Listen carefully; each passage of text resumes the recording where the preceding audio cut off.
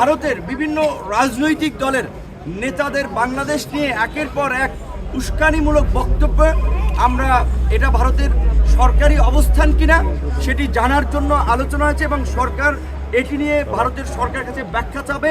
আমাদের বিরুদ্ধে যারা এই অপপ্রচার প্রোপাগান্ডা চালাচ্ছে কিংবা বাংলাদেশকে যারা ব্যর্থ অকার্যকর করার জন্য অপতৎপরতা চালিয়ে যাচ্ছে তাদের বিরুদ্ধে যে বাংলাদেশ এবং বাংলাদেশের জনগণ এক সেটি জানান দেওয়ার জন্যই একটা অভিন্ন সমন্বিত কর্মসূচি পালনের সিদ্ধান্ত। বাংলাদেশের 53 বছরের ইতিহাসে আজকে একটি নতুন অধ্যায় রচিত হয়েছে।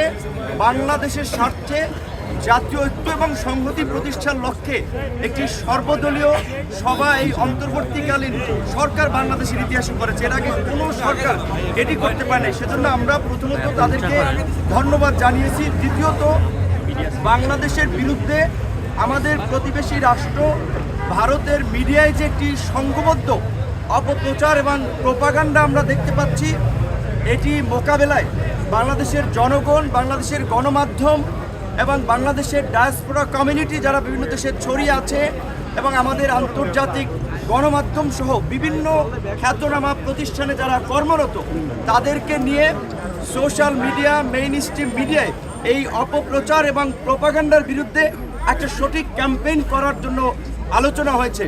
বাংলাদেশের আপনার উপ হাই কমিশনে আগরতলায় এবং কলকাতায় হামলাসহ পতাকায় আগুন দেওয়া এবং ভারতের বিভিন্ন রাজনৈতিক দলের নেতাদের বাংলাদেশ নিয়ে একের পর এক উস্কানিমূলক বক্তব্য, আমরা এটা ভারতের সরকারি অবস্থান কিনা সেটি জানার জন্য আলোচনা হয়েছে এবং সরকার এটি নিয়ে ভারতের সরকারের কাছে ব্যাখ্যা চাবে, সেটিও আলোচনা হয়েছে। সানবিট সব দিবে সামাল। সানবিট ম্যাজিক প্রেস ডিশওয়াশিং এর মাথা ঘোরানো সলিউশন। যদি ভারত আমাদের সাথে একটা বন্ধুত্বপূর্ণ সম্পর্ক এগিয়ে নিতে চায় সরকারের পক্ষ থেকে এবং বাংলাদেশের রাজনৈতিক দলগুলোর পক্ষ থেকে সেই অ্যাপ্রোচ হবে। যদি ভারত সে ধরনের অ্যাপ্রোচ না দেখায় তাহলে আবার বাংলাদেশের এই মুহূর্তে যারা মিত্র তাদেরকে সাথে নিয়েই বাংলাদেশ তার কর্মকৌশল ঠিক করবে।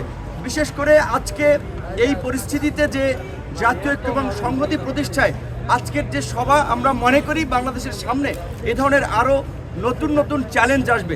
সেই জায়গা থেকে গণ অধিকার পরিষদের পক্ষ থেকে একটি প্রস্তাবনা ছিল যে রাজনৈতিক দলসমূহের অংশীজনদেরকে নিয়ে আগামী 2 বছরের জন্য একটা জাতীয় সরকার করা এবং দেশে স্থিতিশীল পরিস্থিতি সৃষ্টি করায় 6 মাসের জন্য সব ধরনের সভা সমাবেশ নিষিদ্ধ করা এবং একই সাথে আজকে যেহেতু বাংলাদেশের বিভিন্ন রাজনৈতিক দলসমূহ একত্রিত হয়েছে এবং দেশের স্বার্থে এক এবং অভিন্নভাবে তারা কাজ করবে, তারই প্রতিফলন হিসেবে অল্প সময়ের মধ্যে জাতীয়ভাবে একটি সমন্বিত কর্মসূচি, সেটা হতে পারে জাতীয় পতাকা এবং সাথে শান্তির পতাকা, সাদা পতাকা নিয়ে কিংবা যে কোনো ধরনের কর্মসূচি, সেই সিদ্ধান্তটা সরকারের পক্ষ থেকে জানাবে, যেটি সরকার এবং রাজনৈতিক দল, জনগণ সকলে পালন করার মধ্যে দিয়ে বাংলাদেশের বর্তমান যে জাতীয় ঐক্য এবং সংহতি প্রতিষ্ঠিত হয়েছে, আমাদের বিরুদ্ধে যারা এই অপপ্রচার প্রোপাগান্ডা চালাচ্ছে কিংবা বাংলাদেশকে যারা ব্যর্থ অকার্যকর করার জন্য অপতৎপরতা চালিয়ে যাচ্ছে তাদের বিরুদ্ধে যে বাংলাদেশ এবং বাংলাদেশের জনগণ